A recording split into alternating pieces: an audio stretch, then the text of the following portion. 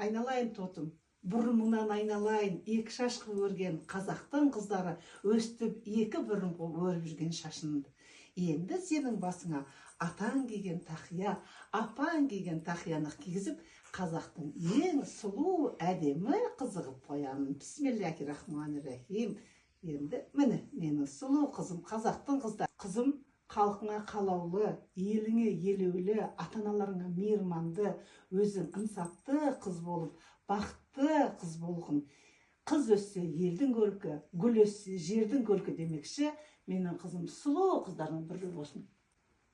Біздің қазақтың үш биі, төле би, ұлы жүздің биі, мынау Айтеке би, кіші жүздің биі. Ал енді бұл жерде тотының атасы кім? Төле би. Апасының атасы кім? Қаз дауысты, Қазыбек би. Кім? Айтеке. Айтеке дақтың биі. Тотым, біз сен мектепке барғанда әліппе деген кітапты оқисың. Розагүл келеді екен, одан кейін? Робот. Одан кейін? Руль. Руль. Сонда екеуін қоссаң, А мен Р-ны қоссаң, қыздың ары болады, намысы болады. Өте жақсы қызым.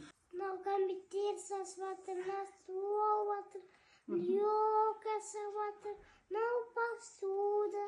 Шай жасап қойды, Әке. Әке. Ана. Ана. Мектеп. Мектеп. Мынау А. Аға не келеді екен? Асық. Ай. Алма. Груша. Алмұрт. Алмұрт. Аққу. Аю. Осы заттардың барлығы А әрпіне келеді екен. Түсінің бе? Ана дегенде А әрпіне.